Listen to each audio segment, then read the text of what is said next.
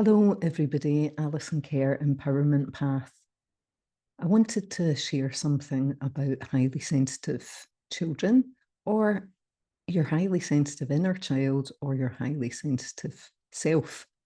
It's all the same.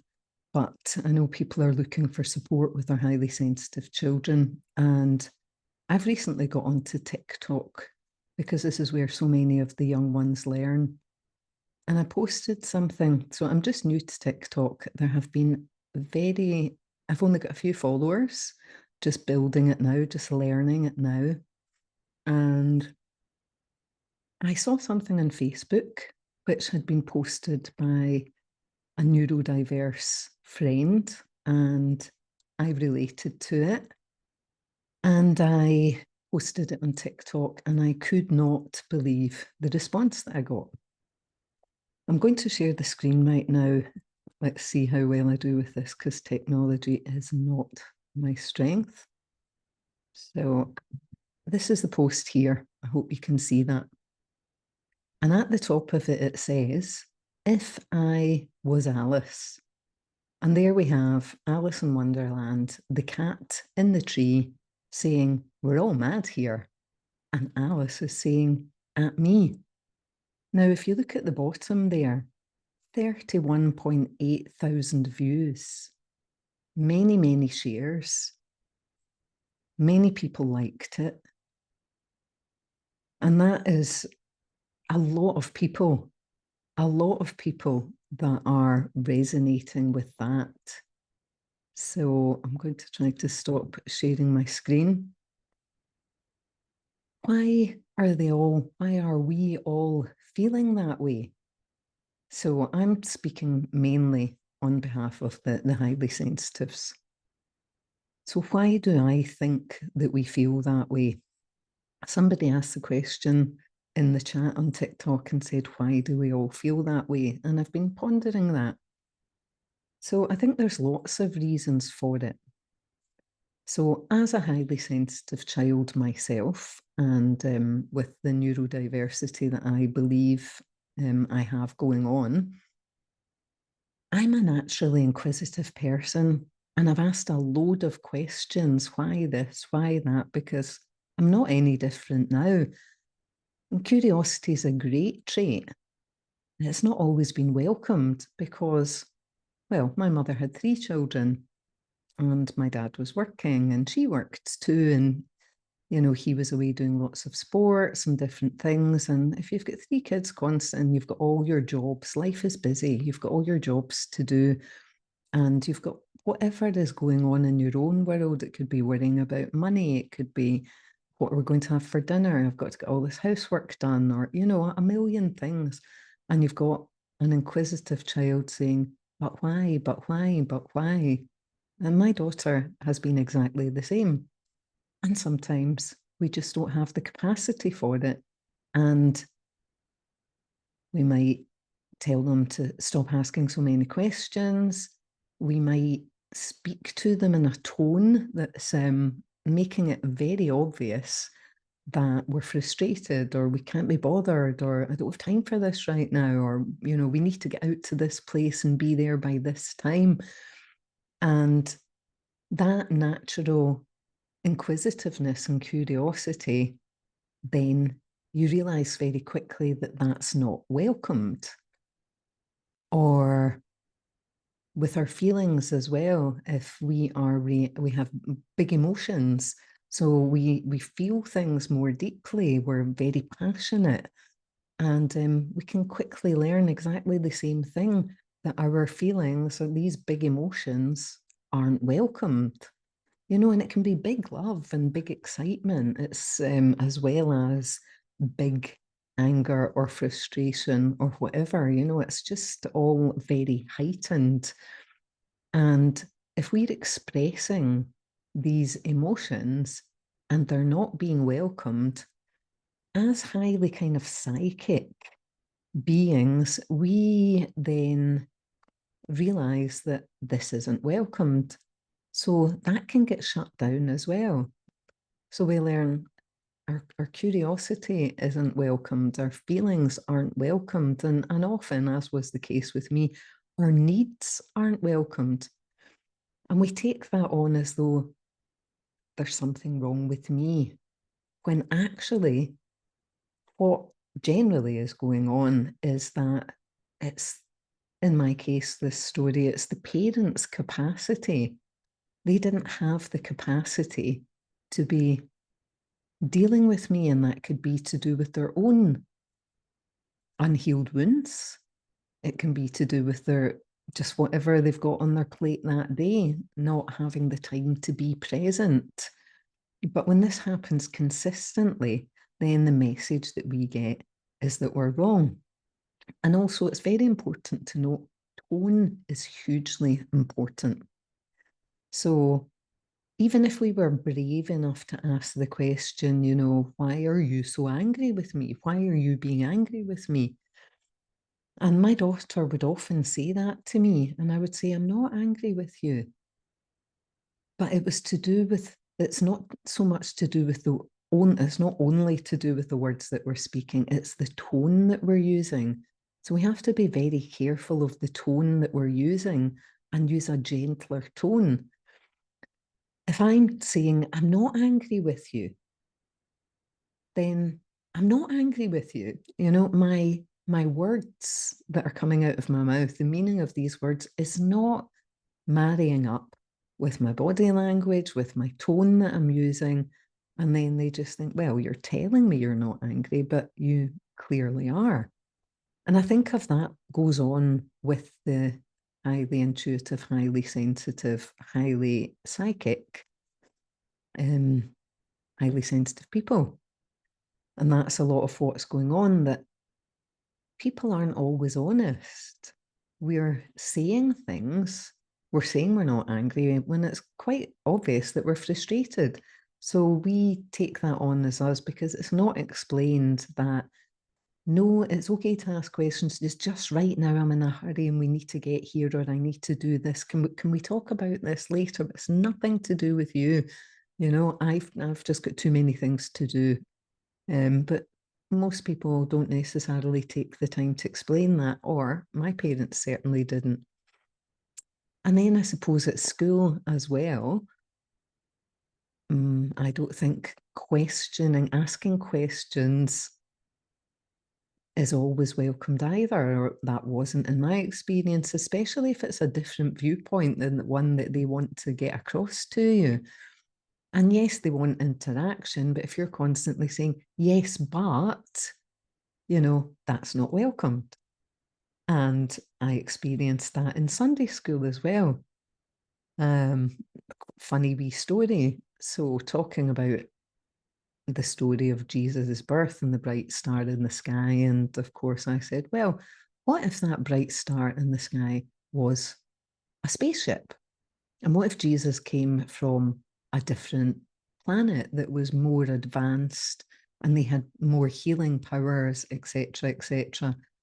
And that gets shut right down. Whereas I think there should be openness and discussion, and well, that's an interesting point of view, you know, allowing other people's points of view. But that just got shut down very much, and questioning things wasn't welcome. And in my experience, a lot of the highly sensitive people do see the world very differently. And a lot of them are highly spiritual beings, I would say. We can have a lot of different ideas. So we're talking about diversity, and we live in a world where diversity is welcome, but that's not always been the experience. And it depends what kind of diversity. So yeah, tone is really, really important when being with the highly sensitive people. And I'm understanding with just this week with neurodiversity, and I'm going to just say autism.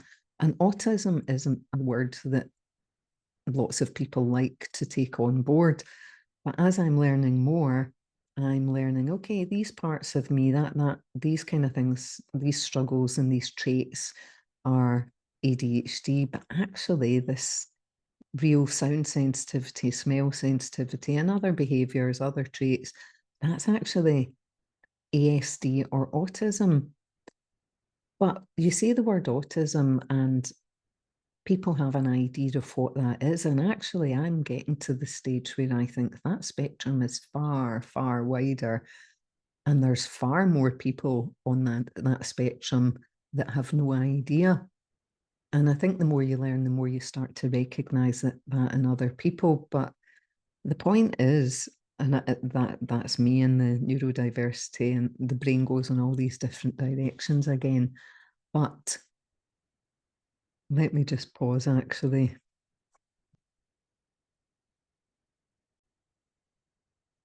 Yeah, sorry about that. Lost my train of thought, and I don't want to start over.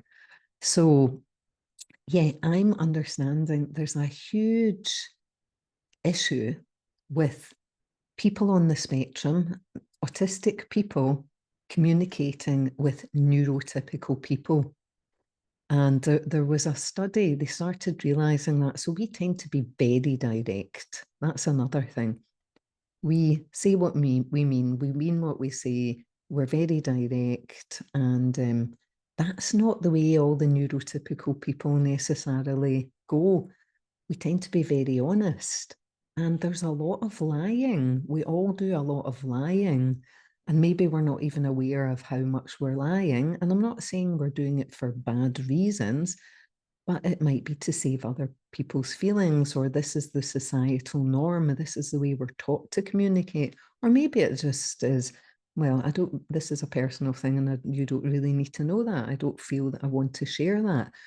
But the autistic people and the highly sensitive people, we feel when people aren't being entirely honest. So then it creates a bit of confusion of, well, why are they lying? Why are they not just being honest? Because we tend to be direct and open and honest. And I generalize on the spectrum, there's all differences. We're all very different. I'm just talking from my own experience and a kind of generalization. So they did a Chinese whispers exercise. I'm sure you probably know what that is, but for anybody that doesn't, it's getting a lot of people to have a message, a sentence, a phrase, and whisper it to the person next to them, and they whisper it to the person next to them, and it goes round in a circle and it comes back. And it's to see how accurate that message is. And the people on the spectrum did very well. The neurotypical people did very well. And again, I'm generalizing. There's so many mismatches in communication in the world, and I'm sure we've all experienced them. But see, when they put a mixture of neurotypical and neurodiverse people together, it was a mess. So there's something in the communication that we would be really, I'm going to delve more deeply into. As I say, it's just kind of come into my awareness this week. And if the numbers, or as the numbers of neurodiverse people is really growing, this is going to be an issue in households, in relationships, in workplaces, in schools, education settings. So we would do well to all start to understand more about this mismatch in communication. We, and I'll talk for myself, whether this is the autism or the ADHD, we're very much about getting to the point. And I can see that in an example was a friend coming to join in a social setting, and she wasn't always good. She's also neurodiverse. She wasn't always really good at doing the things she was supposed to do. And I was relying on her to get tickets for something. And before I forgot, because I know my memory isn't necessarily my strong point, and that's one of the reasons why we tend to interrupt as well. It's like, this thought's here, and if I don't get it out now, then it'll be gone. And she came in, and I was like, hi, did you get these tickets booked? And she was like, whoa, can I sit down and get my jacket off? Because sometimes we miss out the pleasantries, the hi, how are you, and letting people get settled, because then we might get involved in another conversation. That thought's gone. Forget all about it. And then she hasn't got the tickets, and we don't get the tickets, and we miss out, and we don't want that to happen. But it's that directness, that have to do it now as well. And being on the the parent side of that with my daughter, with this constant, yeah, but why? But why? But why? And yeah, it can feel exhausting, but we don't want to knock that natural curiosity out of them. So another thing I wanted to say was a lot of the things that we can find quite challenging as parents with our highly sensitive or neurodiverse children are things that are going to serve them really well as adults. So we absolutely want to keep the essence of them. We don't want to we don't want to do to them what was done to us. That's where I'm at. So yeah, it's trying to parent differently from the way I was parented, and trying to, I've always tried to explain, this is not to do with you, this is to do with me, and I still get it wrong. And even like talking of language, sarcasm, I love sarcasm. I can be really sarcastic. My daughter learned sarcasm. I guess we all do. I think as a neurodiverse person, that's quite difficult. Things are very literal for them, you know, and I've heard people, you know, that's somebody that's brilliant in the workplace on the spectrum, and somebody had said they're absolutely fantastic at doing their job. You have to tell them exactly what you want them to do. So not making assumptions about, yeah, we make assumptions that people understand, but I'm trying to think of examples. But yeah, it's just about being very, very clear, very, very clear in your instructions, and also not giving a load of instructions all at once, because if there are issues with the working memory, then we're not able to hold on to so many pieces of information, lots of different steps. An example of that is asking for directions, and somebody would be saying, okay, so you go to this place and you take the second on the left, go round the roundabout, then you take the third on the right. When you reach this place, and I'm like, oh, no way, my brain cannot remember all these things. Or even working out a restaurant bill that's shared between people. Fabulous that we now have calculators on our phone and we can just do that. But I would struggle, and it's not because I'm unintelligent, it was a working memory problem. So yeah, just be really aware of communication and how it might be perceived. And I'm learning that too. So even my text messages, it would be straight to the point. Straight to the point. I can't be bothered with people that are faffing about. You know, our brains go really quick. We want to go really quick.